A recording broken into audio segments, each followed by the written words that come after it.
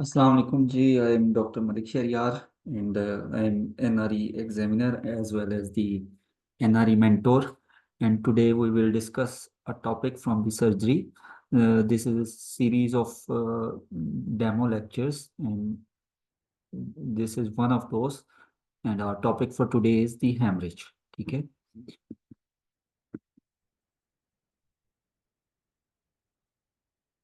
So briefly, I would take a minute or so to discuss that what is our methodology.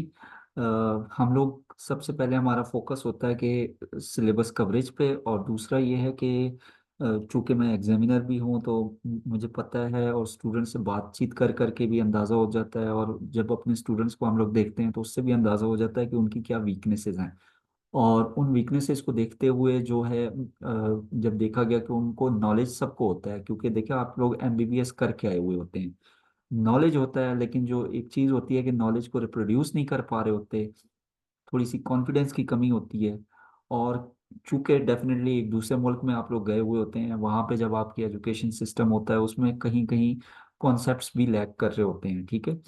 तो definitely वो concepts clear करना हमारा सबसे main objective है, ताकि कॉन्सेप्ट्स क्लियर होंगे स्टूडेंट्स के, उन उनसे बुलवाएंगे हम, मतलब वो उनकी पार्टिसिपेशन क्लासेस में हम इंश्योर करते हैं, उनकी तरफ से हम लोग चाहते होते हैं कि ज़्यादा से ज़्यादा फीडबैक आए और वो पार्टिसिपेट करें, वो बोलें क्लास में, क्लास के दौरान भी क्वेश्चन आंसर सेशन करें, जिससे ये होता है। और एंड पे एमसीक्यूज मैं रखता हूँ हर लेक्चर के एंड पे, जिसमें ये होता है कि स्टूडेंट्स जो हैं वो पार्टिसिपेट करते हैं, दे सॉल्व दोज एमसीक्यूज। ठीक है, जो भी हमारा टॉपिक होता है वो उसके उधर ही हम एमसीक्यूज कर लेते हैं, ताकि एक तो स्टूडेंट की पार्टिसिपेशन पता लग जाती है। That is why I encourage कि आप लोग इंटरेक्टिव लेक्चर ज्वाइन करें, बजाय के रिकॉर्डेड लेक्चर्स पे ज़्यादा ज़्यादा आपकी तवज्जो हो। आपको रिकॉर्डिंग्स भी मिलेंगी, ऑनलाइन इंटरेक्टिव लेक्चर्स होंगे हमारे साथ में, रिकॉर्डिंग भी मिलेगी जो कि आपकी जून की जो आपकी अटेम्प्ट है तब तक वो अवेलेबल होंगी आपको, ठीक है। लेकिन एक प्रेफरेंस होती है, तो प्रेफरेंस या प्रायोरिटी मेरी ये है कि आप लोग इंटरेक्टिव लेक्चर ज्वाइन करें, ताकि साथ साथ आपकी कॉन्सेप्ट बिल्डिंग भी हो, आप लोग पार्टिसिपेशन अपनी इंश्योर करें, आपको बोलना आए, आप नॉलेज रिप्रोड्यूस करने की आपकी प्रैक्टिस हो बार बार, ठीक है। इसमें ये होगा कि हमारे MCQs during the lecture and weekly MCQs as well, और उसके अलावा at the end PMDC pattern पे मॉक टेस्ट, ये सारा कुछ एक ही पैकेज में सारा कुछ इंक्लूडेड है, ठीक है। सेकेंडली ये है कि अराउंड 2.5 मंथ्स की हमारी सिलेबस कवरेज होगी, और then at the end there will be mock test series, ठीक है। तो टोटल 3 मंथ्स का ये कोर्स होगा। और रिवीजन मैराथन की क्लासेस एंड पे हम लोग इंशाल्लाह अरेंज करेंगे, जिसमें 2 से 3 दिन लगा के हम लोग रोज़ाना 8 से 10 घंटे की क्लास होगी, जिसमें हम जितना कुछ पढ़ा हुआ है इंपॉर्टेंट पॉइंट जल्दी जल्दी बुक को रिवाइज करते हुए चले जाएंगे, ठीक है। और अभी जो ड्यूरिंग द कोर्स ये होगा कि डेली 2 to 3 आवर्स की क्लास होगी, ड्यूरिंग रमाडान एटलीस्ट 2 आवर्स की क्लास होगी, और रमज़ान के बाद जो है वो डेली 3 आवर्स की क्लास होगी। रमज़ान में भी 3 आवर्स की क्लास हो सकती है, लेकिन 2 आवर्स की तो मिनिमम होगी, और 6 क्लासेस पर वीक होंगी, और कैन बी 7 पर वीक, ठीक है, depending upon our syllabus and depending upon our need, ठीक है। अगर बच्चे कहेंगे, स्टूडेंट्स कहेंगे, उनको कहीं ना कहीं ज़्यादा ज़रूरत होगी चीज़ों की, तो हम ज़्यादा भी अवेलेबिलिटी इंश्योर करेंगे। ये नहीं होगा कि हार्ड एंड फास्ट के 6 ही क्लासें होंगी बस जी, ठीक है। और daily class at 10 PM Pakistan time, Ramzan में 10 PM का टाइम होगा, और रमज़ान के बाद हम देखेंगे कि नॉर्मल डेज में शायद थोड़ा सा फ्लक्चुएशन हो टाइम की, ठीक है। अगर कोई इशू नहीं है, अगर आप लेक्चर नहीं भी अटेंड कर सकेंगे तो आपको रिकॉर्डिंग अवेलेबल होगी, ठीक है। So haemorrhage and shock. What is shock? Shock is a systemic state of low tissue perfusion that is inadequate for normal cellular respiration, ठीक है। यानी शॉक हर वो जगह है जहाँ पे भी सप्लाई की कमी या जिस भी वजह से आपकी टिश्यू परफ्यूजन लो होती है, और वो इतनी लो होती है कि cellular respiration, that is aerobic respiration, उसको मेंटेन करना जो है वो बॉडी के लिए मुश्किल हो जाता है, ठीक है। तो it is a systemic state of low tissue perfusion. अब वो किस वजह से होती है? It can be due to haemorrhage, it can be due to sepsis, sepsis अपने मैकेनिज्म से शॉक कराता है, कार्डियोजेनिक शॉक होता है, हार्ट की पंपिंग में फेलियर आता है वहां पे, हेमरेज में ये होता है कि आपका ब्लड लॉस होता है, वॉल्यूम लॉस होता है, उसकी वजह से आपका जो है शॉक की स्टेट हो सकती है। तो हो किसी भी वजह से होता है, लेकिन उसका क्रक्स मेन यही होता है कि आपका लो टिश्यू परफ्यूजन होती है। ठीक है। There is insufficiency of oxygen and glucose delivery. ठीक है। यानी बॉडी का आपको पता है कि मेन सोर्स ऑफ एनर्जी क्या है, ग्लूकोज है, और ऑक्सीजन ही ज़रूरत है आपकी सेलुलर रेस्पिरेशन को चलाने के लिए। तो उसकी इनसफिशिएंसी होती है, डिलीवरी जो है वो डिक्रीज होती है। ठीक है। अब जब डिलीवरी डिक्रीज होती है तो क्या होता है कि आपकी रेस्पिरेशन जो है एरोबिक से एनारोबिक रेस्पिरेशन की तरफ स्विच हो जाती है। जब एनारोबिक रेस्पिरेशन स्टार्ट होती है तो क्या होता है, आपका एसिडोसिस होता है। क्यों? क्योंकि लैक्टिक एसिड बनना शुरू हो जाता है। ठीक है। अब लैक्टिक एसिड जब बनता है, एसिडोसिस होता है, तो फिर क्या होता है, कॉम्प्लीमेंट एक्टिवेशन होती है। ठीक है। फ्री रेडिकल्स बनते हैं, साइटोकाइन एक्टिवेशन होती है। This whole cascade leads to the tissue damage. ठीक है। आल्सो एमसीक्यू के लिए एक इंपॉर्टेंट पॉइंट है कि there can be failure of sodium potassium pump in cell membrane and intracellular organelles. ठीक है। तो ये आपको वो फीचर्स दे सकता है कि जी आपके ये हैं, और मिसाल के तौर पे आपको बता सकता है कि जो इनमें से कौन सी चीज़ है जो हो रही होगी ड्यूरिंग दी एनारोबिक रेस्पिरेशन, या जब आपका शॉक की स्टेट होगी। ठीक है। या लो टिश्यू परफ्यूजन की स्टेट होगी। तो failure of sodium potassium pump in the cell membrane. ठीक है। ये भी हो सकता है। हाइपोक्सिया एसिडोसिस के रिलेटेड कोई क्वेश्चन कर सकता है, how hypoxia and acidosis leads to the tissue damage, that is through complement activation, free radical, cytokines. ठीक है।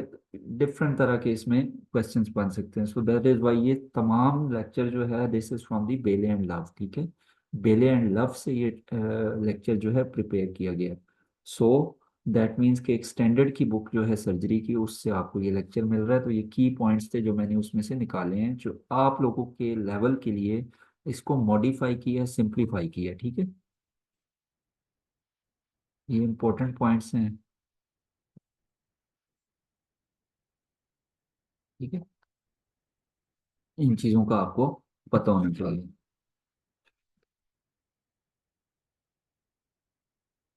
So these are the crucial aspects of shock. ठीक है। आपको इस तरह से पता होना चाहिए इसका।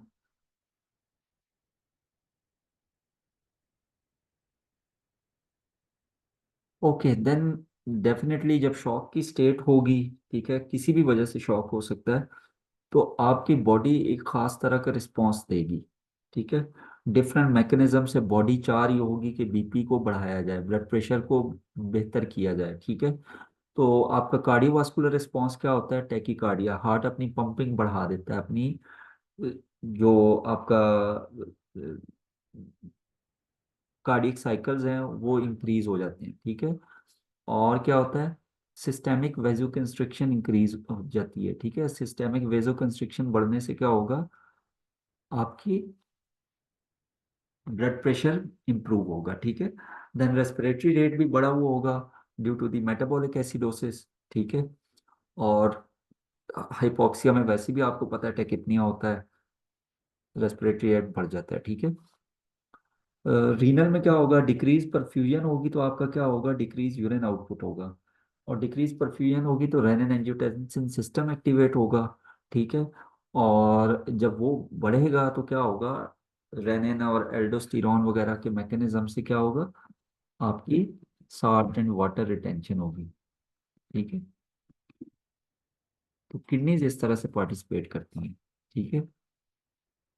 रेनिन एंजियोटेंसिन सिस्टम को एक्टिवेट करके। ठीक है। एंडोक्रिनोलॉजी में क्या होगा, एंडोक्रिनोलॉजी, रेनिन खुद एक हार्मोन है, और वेजोप्रेसिन भी रिलीज होता है, एंटी डायूरेटिक हार्मोन है। ठीक है। और क्या होता है कि एडीएच रिलीज होता है, जिससे आपका वाटर कंजर्व होता है, वाटर रीएब्जॉर्प्शन होती है। ठीक है।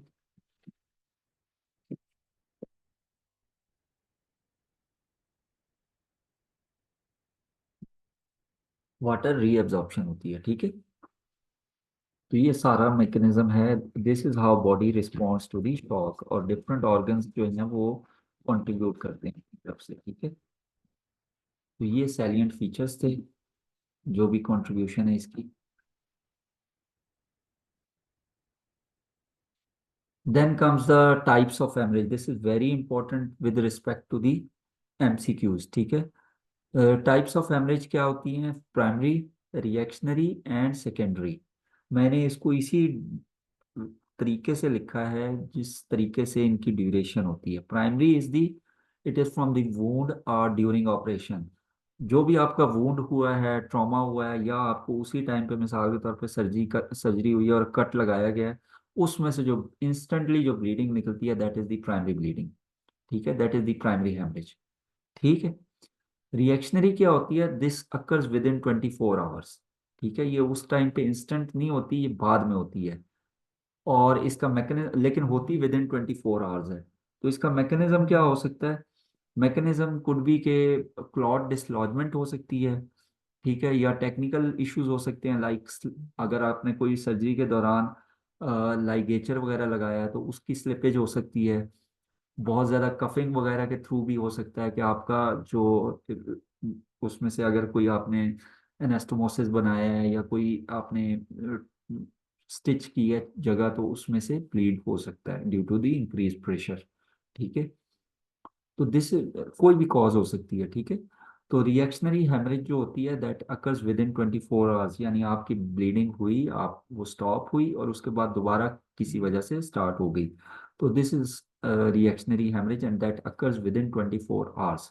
तो ये जो हमने शुरू में टेबल सॉरी एक वो बना दिया ना कि ये नंबर वन पे, नंबर टू ड्यूरेशन वाइज, और ये नंबर थर्ड पे आ जाएगी इसके end, ठीक है। सेकेंडरी हेमरेज में क्या होता है? It occurs around 7 to 15 days after the injury. This is important. MCQs ऐसे ही बनते हैं। आगे आखिर में एमसीक्यूज भी मैंने रखे हुए हैं, वो भी इस गेस्ट लेक्चर का हिस्सा मैं बना दूंगा, और वो आप लोग सॉल्व कर सकते हैं घर पे खुद भी। और the these are the features जो कि आप लोगों ने याद रखने के। प्राइमरी कौन सी है, रिएक्शनरी कौन सी है, और सेकेंडरी कौन सी है। तो secondary usually occurs after 7 to 15 days of injury and it is precipitated bye factors like infection. कहीं पे नेक्रोसिस हो गया है, आपने पट्टी बांधी बहुत ज़्यादा, जो है वो उसको प्रेशर से बांध दिया, वहाँ पे ब्लड सप्लाई कॉम्प्रोमाइज हुई, नेक्रोसिस हो गया, ठीक है, वहाँ से ब्लीड हो सकता है।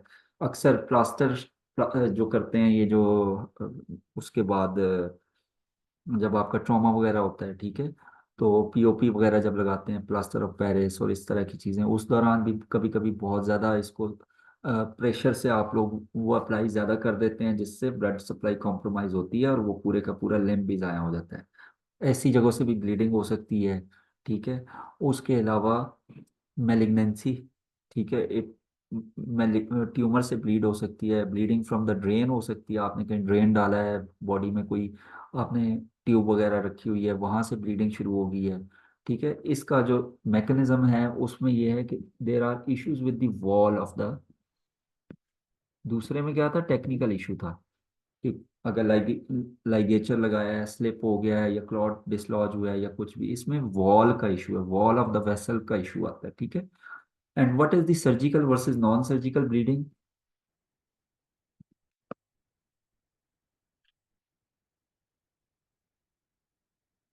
ओके, सर्जिकल, नॉन सर्जिकल वो ब्लीडिंग है जिसको किसी भी सर्जिकल मेथड से करेक्ट नहीं किया जा सकता। लाइक थ्रोम्बोसाइटोपिनिया, आपके प्लेटलेट्स कम हो गए, ठीक है। तो ये ब्लीडिंग जो प्लेटलेट्स कम होने की वजह से होगी, इसको कोई सर्जरी तो नहीं ठीक कर सकती ना। प्लेटलेट्स रिप्लेस करने हैं, या आपने उस बीमारी को ट्रीट करना है जो प्लेटलेट्स को कम कर रही है, ठीक है। दूसरा, क्लॉटिंग फैक्टर डेफिशिएंसी, ठीक है। क्लॉटिक फैक्टर डेफिशिएंसी जब होगी तो वो भी नॉन सर्जिकल ब्लीडिंग है, ठीक है। तो surgical versus non surgical bleeding इस टाइम का आपको पता होना चाहिए हेमरेज और ब्लीडिंग के कॉन्टेक्स्ट में, ठीक है। ये हो सकता है ना NRE 2 में, चूंकि आपका एक्सपोजर होता है डायरेक्ट एग्जामिनर के साथ, तो वहां पे आपको इस तरह का सवाल आपको कोई पूछ सकता है, ठीक है। तो एटलीस्ट ये है कि जो आसानी से आपको याद भी हो सकता है। अच्छा, इस लेक्चर के बाद भी अगर आप लोगों को कोई भी प्रॉब्लम हो, आप लोग सेपरेटली भी मैं मुझे इस लेक्चर के रेफरेंस से सवाल कर सकते हैं। ठीक है, और आई विल इंशाल्लाह आंसर योर क्वेरीज, अगर कोई भी सवाल आपके जहन में आता है, कोई भी क्वेरी आपके जहन में आती है। ठीक है।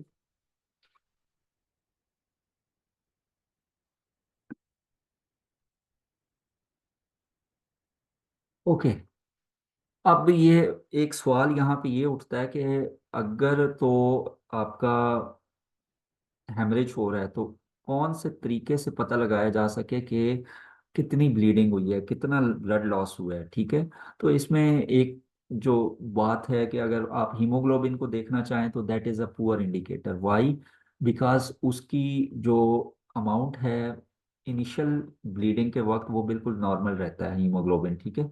हीमोग्लोबिन इनिशियल ब्लीडिंग के वक्त नॉर्मल होता है, लाइक ब्लीडिंग हो रही है, और मिसाल के तौर पे हो सकता है किसी को अच्छी खासी ब्लीड हो गई है शुरू में ही, लेकिन हीमोग्लोबिन कराया तो वो नॉर्मल है, क्योंकि वो उस टाइम पे अर्ली ऑन जब ब्लीडिंग चल रही है, लेकिन आपने अर्ली ऑन बिल्कुल शुरू में ही हीमोग्लोबिन चेक किया तो वो नॉर्मल है। तो वो तो आपको नहीं बता रहा इस तरह से कि कितना ब्लीड हुआ है या कितना ब्लड लॉस हुआ है। ठीक है। hemoglobin tend to fall when there is fluid shift between the compartments later on। जब बॉडी के अपने मैकेनिज्म्स एक्टिवेट होते हैं, फ्लूइड शिफ्ट होता है बिटवीन द कंपार्टमेंट्स, तो उस टाइम जाके हीमोग्लोबिन के लेवल्स फॉल करना शुरू करते हैं। ठीक है। और वो पता लगता है एक्चुअल के अच्छा हीमोग्लोबिन तो लो है। ठीक है। तो इसमें एक और कॉन्टेक्स्ट ये है बीच में कि लोग कहते हैं कि सर्जरी के दौरान अगर हॉस्पिटलाइज पेशेंट है, ये सर्जरी हो रही है, तो उस दौरान ब्लीडिंग का एक आपको थोड़ा सा पता लग सकता है कि जितने गॉज आपके गॉज पीसेस, जितने भी गॉज पीस हैं आपके, गॉज या स्पॉन्ज। ठीक है। ठीक है, इनको आप निचोड़ते हैं मिसाल के तौर पे, और जो ब्लड कैलकुलेट होता है उसमें आपको फिर पता लग जाता है, उस एक रफ एस्टिमेट आपको मिल जाता है कि आपको इतना ब्लीड हो चुका है। ठीक है, अब तक। यानी जितना स्पॉन्ज गीला होता जाएगा उसको निचोड़ निचोड़ के ब्लड अलहदा से आप कलेक्ट करते जाएंगे तो आपको पता लगता जाएगा। ये तब पॉसिबल है जब हॉस्पिटलाइज पेशेंट है, सर्जिकल फ्लोर पे है, और आप ये कर पा रहे हैं। ठीक है, कोई ऐसी जगह से ब्लीड हो रहा है। ठीक है, लेकिन अगर आप नहीं कर पा रहे तो वो मुश्किल हो जाता है। तो इसके लिए फिर एक रफ एस्टिमेट बनाया गया है, एक रफ फार्मूलाज बनाए गए हैं कि परसेंटेज वाइज ब्लीडिंग को देखा जाता है कि बॉडी के कुछ मैकेनिज्म्स होते हैं, बॉडी के कुछ रिस्पॉन्सेज होते हैं। ठीक है, उनको देखते हुए कहा जाता है कि अच्छा रफली ये ब्लीडिंग की क्लास है, तो इसको डिफरेंट क्लासेस में डिस्ट्रीब्यूट किया गया है। वो आगे अभी चल के आएंगी भी ये। ठीक है। तो अभी हम डिस्कस करते हैं। अच्छा, ब्रीडिंग में इम्पोर्टेंट एक और एस्पेक्ट ये है कि आपने ये देखना है कि whether someone is responder, transient responder और नॉन रिस्पोंडर। ये भी बहुत इंपॉर्टेंट एक कॉन्सेप्ट है। Who is the responder? Responder वो बंदा है कि जिसको आपने ब्लीडिंग हुई, ठीक है, आपने इनिशियली रिससिटेट किया, फ्लूइड वगैरह दिया या जो भी, और उसके बाद उसका बीपी वगैरह, ब्लड प्रेशर वगैरह नॉर्मलाइज हो गया।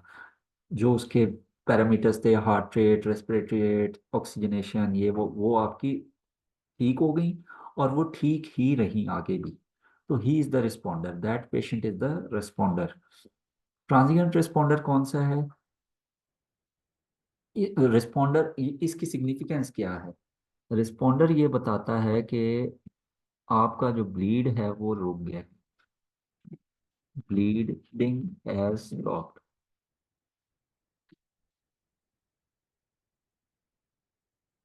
ठीक है। ओके। अब जो दूसरा है नॉन ट्रांजिएंट रिस्पोंडर, उसमें क्या होता है, इनिशियली आपने रिससिटेट किया। ठीक है।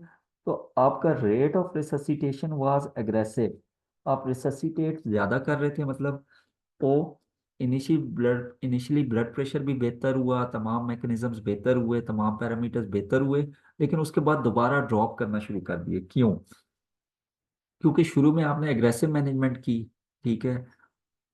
इसका मतलब, ट्रांजिएंट रिस्पॉन्डर का मतलब ये है कि हल्की क्वांटिटी में चल रही है लेकिन ब्लीडिंग अभी भी हो रही है। ठीक है। तो जब आप शुरू में एग्रेसिव मैनेजमेंट करते हैं तो वो रिस्पॉन्ड करता है पेशेंट, शुरू में रिस्पॉन्ड करता है। उसके बाद रिस्पॉन्स फेलियर क्यों होता है? क्योंकि आप जब जाहिर बात है इनिशियली एग्रेसिव मैनेजमेंट होती है, बाद में आप थोड़ा स्लो पेस पे फ्लूइड लगाते हैं क्योंकि ओवरलोड में भी तो नहीं लेके जाना होता मरीज को। तो तब आपका अनमास्किंग होती है, पहले मास्क हुआ हुआ होता है ये फीचर के ब्लीडिंग तो अभी भी चल रही है। तब जब आपके रिस्पॉन्सेस आप स्लो करते हैं, फ्लूइड रिससिटेशन ज़रा स्लो करते हैं, तो तब आपको फिर पता लगता है कि उस टाइम भी अगर दोबारा बीपी ड्रॉप होना शुरू हो जाए तो आपको पता लगता है कि नहीं, ब्लीडिंग तो अभी भी ऑन गोइंग है। ठीक है, तो ये शो करता है ऑन गोइंग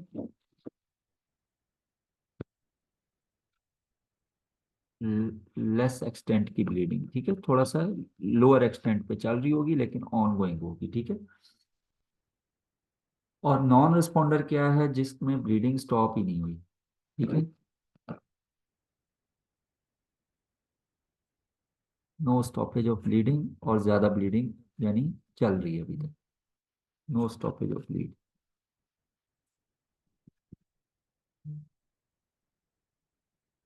ठीक है, सो this is the non responder. ठीक है, तो कलर जरा चेंज कर देते हैं ताकि आपको इशू ना हो। ठीक है, so these are three different types. ठीक है, और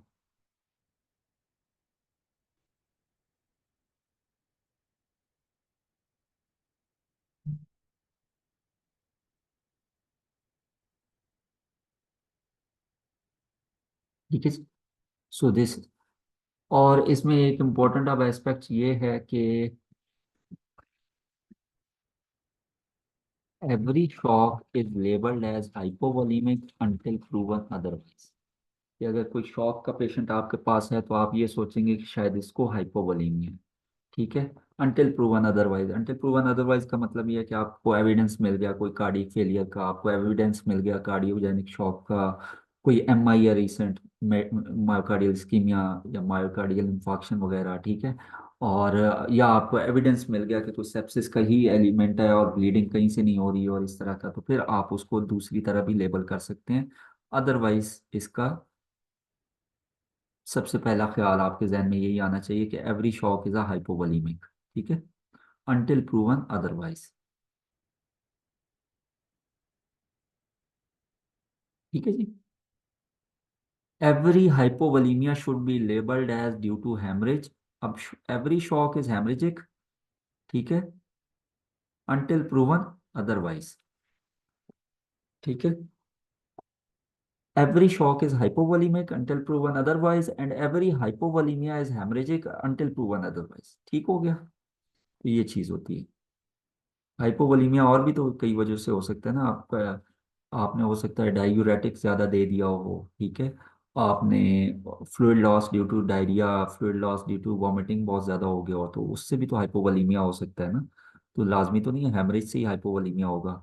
तो hypovolaemia should be labelled as due to haemorrhage initially until proven otherwise. ठीक है, तो दीगर कॉजेज को देखना होता है, वो हिस्ट्री और आपके पैरामीटर्स जितने हैं वो आपको इस बारे में गाइड कर रहे होते हैं कि क्या है और क्या नहीं। ठीक है, so this table is very important. इसमें एक ही टेबल में आपके बेतहाशा एमसीक्यूज और कॉन्सेप्ट्स इन्वॉल्व हैं। ठीक है, अच्छा इसमें ये होता है कि आपका ये पैरामीटर है, क्लास वन का blood loss up to 750 ml होता है, क्लास टू में ब्लड लॉस जो होता है वो अप टू 750 to 1500 ml होता है, क्लास थ्री में 1500 to 2000 होता है, और ग्रेटर देन 2000 ml होता है लॉस क्लास फोर में। सो this is the rough estimate. अब क्लास कैसे डिफरेंशिएट होती है। ठीक है, क्लास का कैसे पता लगता है,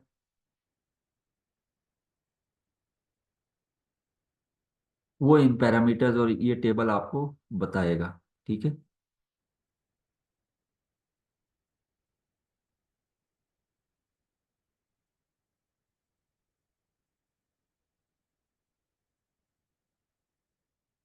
so class one is blood loss of less than 15%। How to check, इसमें आपका हार्ट रेट और ब्लड प्रेशर नॉर्मल रहेगा, आपका urine output will be greater than 30 ml per hour, और आपकी स्लाइट सी एंजाइटी या एप्रीहेंशन सी हो सकती है, otherwise patient will be stable. ठीक है, तो इससे आपको अंदाज़ा हो जाता है कि अच्छा क्लास 1 है, यानी 15% से कम ही लॉस हुआ है ब्लड प्रेशर, ब्लड वॉल्यूम, ठीक है। That is up to 750 ml तक लॉस हुआ होगा शायद। So this is the class 1 haemorrhage, class 1 bleeding, ठीक है। ये हेमरेजिक शॉक में ही ये आती है। क्लास 2 इज 15 to 30% लॉस, ठीक है। और इसमें क्या होता है, पहली दफ़ा इसमें हार्ट रेट का चेंज आता है, हार्ट रेट गोज अबव 100, ठीक है। और ब्लड प्रेशर इज नॉर्मल, ठीक है। And urine output is around 20 to 30 ml per hour। दूस क्लास 1 में क्या था, मोर देन 30, देन 20 to 30, ठीक है।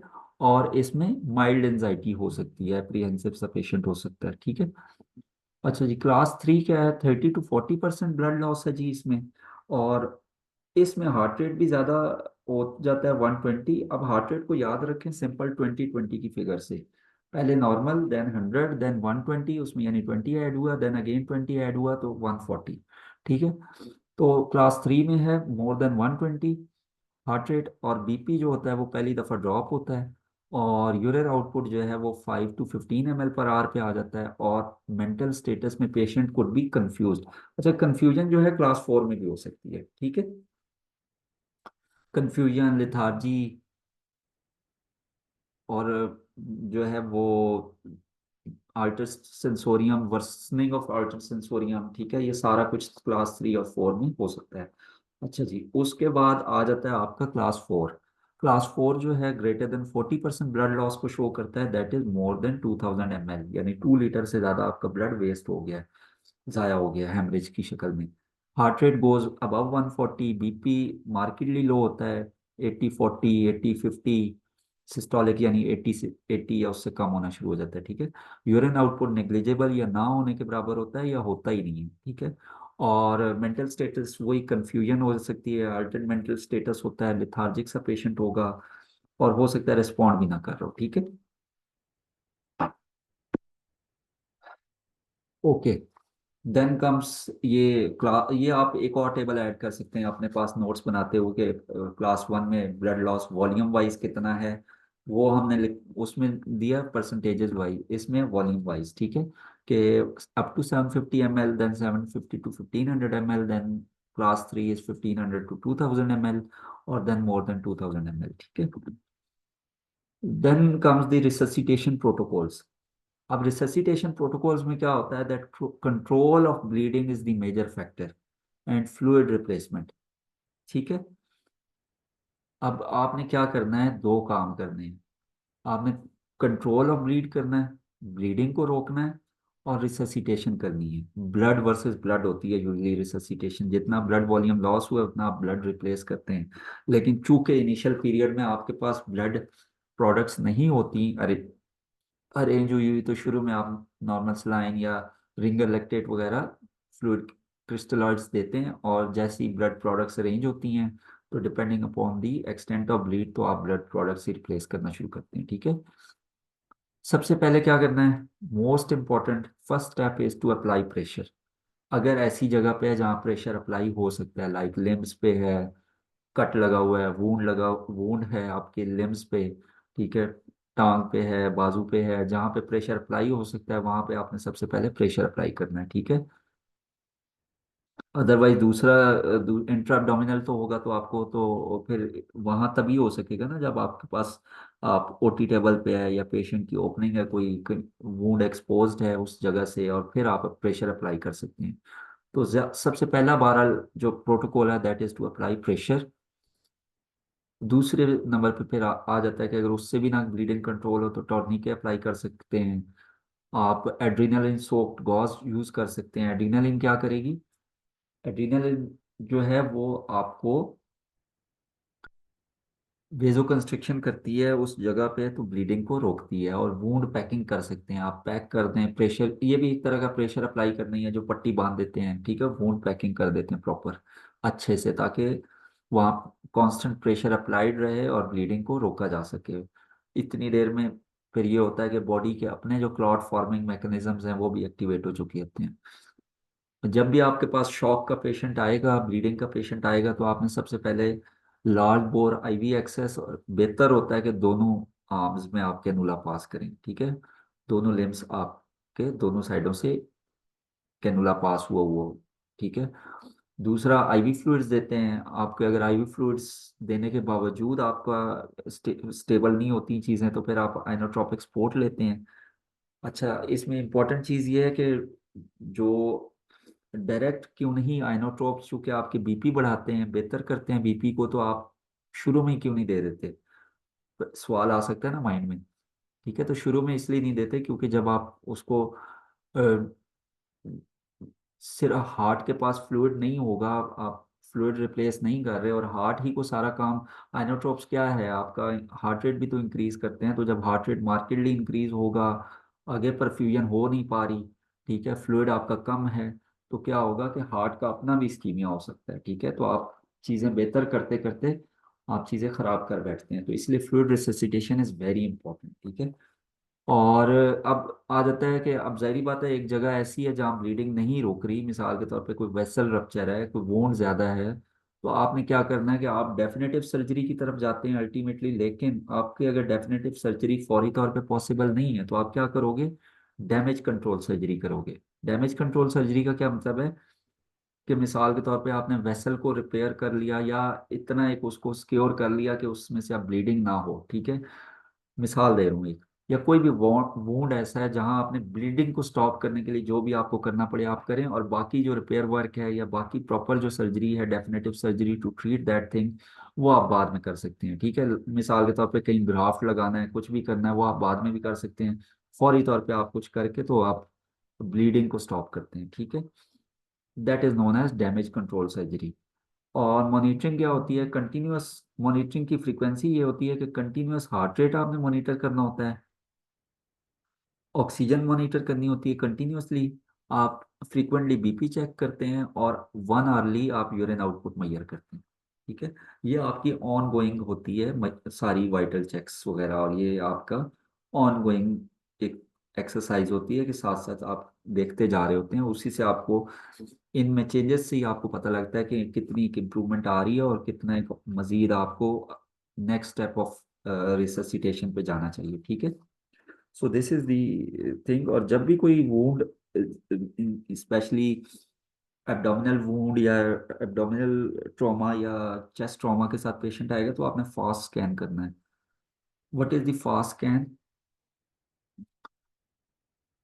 फास्ट स्कैन जो है वो हमारे एक्यूटली ट्रॉमा में यूज होता है, ठीक है। और इसका मतलब ये होता है कि फोकस्ड, ठीक है, assessment with sonography for trauma. मैंने अभी क्या कहा कि ट्रॉमा के केसेस में आपने ये करना होता है, ठीक है। ठीक है, और ट्रॉमा के केसेस में जब आपने करना होता है, तो उसी से इसका आपको एब्रीविएशन भी समझ आ जानी चाहिए, focused assessment with sonography for trauma, ठीक है।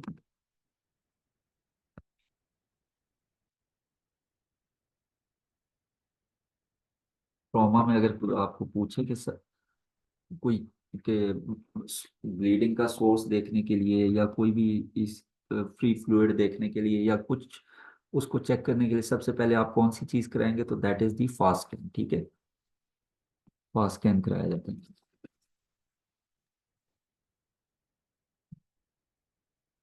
अच्छा जी, देन कम्स द,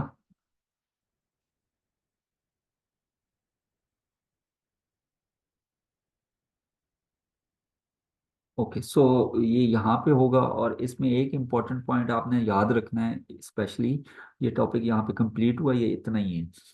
जो प्रोटोकॉल्स हैं आपके, वो इम्पोर्टेंट प्रोटोकॉल्स आपने जो रिमेंबर करने हैं, याद रखने हैं, वो ये है कि आपका control of bleeding plus fluid resuscitation, this is the most vital portion of, कि आपको जो याद रखना है, ठीक है। ये और एमसीक्यू आपका आता होता है, आपको ब्लीडिंग हो रही है, सबसे पहले क्या करोगे? अप्लाई प्रेशर, ठीक है। देन आप लार्ज बोर आईवी एक्सेस, यानी लार्ज बोर कैनुला होता है यूजली 18 गेज या उससे बड़ा, ठीक है। तो वो कैनुला आप दोनों आर्म्स में यूजली पास करते हैं, ठीक है। इफ देर इज फीजिबिलिटी, वो भी देख लेना, यानी लार्ज वेसल जो होती है ना, यूजली आप उसमें एंटर, जो लार्ज वेसल होती है ना, कोई भी बड़ी वेन, ठीक है, उसमें आप कैनुला पास करते हैं, बड़ी वेन में, ठीक है, ताकि ज़्यादा फ्लूइड देना पड़े आपको तो आप दे सको। और उसके बाद अदरवाइज ये होता है, ये इनिशियली होती है, उसके बाद जब आप प्रॉपर मैनेजमेंट स्टार्ट करते हैं तो आप सीवीपी भी पास कर सकते हैं, सेंट्रल वीनस लाइन। उससे ये होता है कि वो आपको सेंट्रल वीनस एक्सेस मिल जाता है और आप इजीली जो है वो, बहुत ज़्यादा फ्लूइड भी आपको देना पड़े तो आप देख सकते हैं सीवीपी।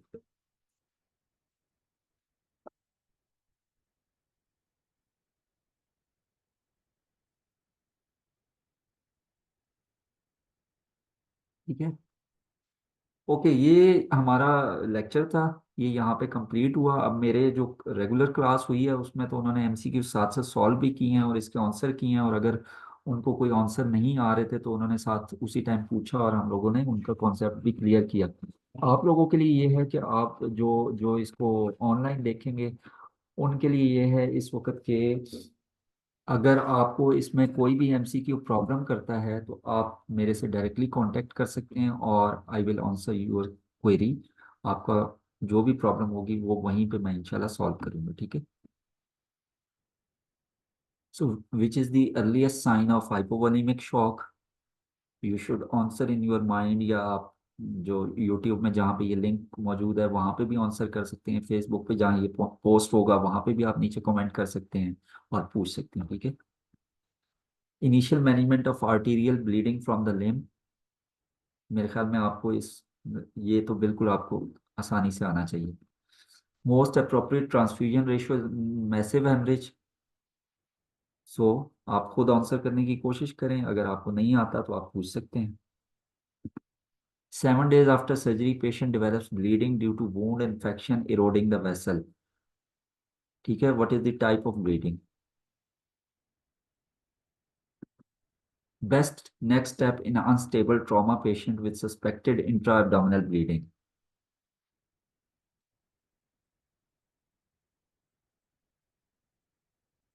ये कॉन्सेप्चुअल क्वेश्चन है तो इसलिए इसको जरूर सॉल्व करिएगा, और अगर ना आता वो आंसर तो पूछ लीजिएगा। A trauma patient has heart rate of 120, BP 90/60, urine output is around 15 ml per hour, ठीक है। So class of hemorrhage,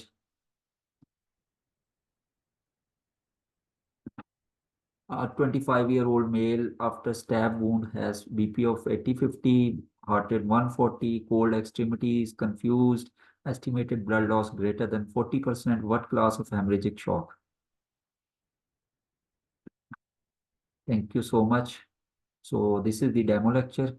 मेरी क्लास जो हुई थी, एक डेमो लेक्चर इंटरेक्टिव भी हुआ था, ये उसमें भी हुआ था, और फिर ये ऑनलाइन जो है वो भी मैंने रिकॉर्ड करके तो यूट्यूब पे भी अभी अपलोड हो जाएगा ये, ताकि जो लोग इसको एक्सेस करना चाहें वो कर सकें। इसमें कोई भी आपका क्वेश्चन होता है तो आप पूछ सकते हैं। Thank you so much.